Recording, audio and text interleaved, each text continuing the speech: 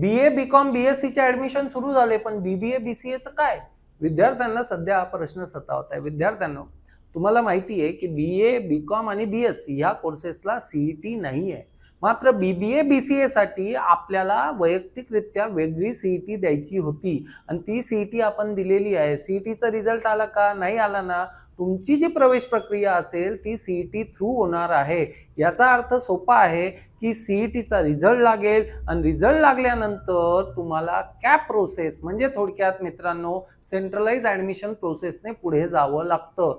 त्यावेळी तुम्हाला जे काही कॉलेज तुमच्या कट ऑफच्या हिशोबाने तुमच्या पर्सेंटाईलच्या हिशोबाने असतील त्या तुम्हाला तिथे टाकाव्या लागतील. म्हणजे थोडक्यात 10वी नंतर 11वीला प्रवेश घेताना जशी सेंट्रलाइज ऍडमिशन प्रक्रिया आहे तशीच तुमची BBA BCA ची प्रक्रिया होते. पण ज्या विद्यार्थ्यांना घाई आहे की सर BBA आणि BCA मध्ये मला लगेचच ऍडमिशन घेऊन टाकायचंय, त्यांच्यासाठी मात्र प्रायव्हेट युनिव्हर्सिटीचा ऑप्शन आहे. पण प्रायव्हेट युनिव्हर्सिटीमध्ये तुम्हाला गव्हर्नमेंटची स्कॉलरशिप मिळत नाही, प्रायव्हेट युनिव्हर्सिटीची फीस पण जास्त असते. तर विद्यार्थ्यांना सध्या थोडं थांबायचंय. CETचा रिझल्टची आपण वाट बघूयात. एकदा का CETचा रिझल्ट आला मग तुमच्या पर्सेंटाईलच्या हिशोबाने कुठलं कॉलेज निवडायचंय, कुठे तुम्हाला प्रवेश मिळू शकेल याचं सगळं गायडन्स NSG अकॅडमीच्या प्लॅटफॉर्मवर तुम्हाला होणार आहे.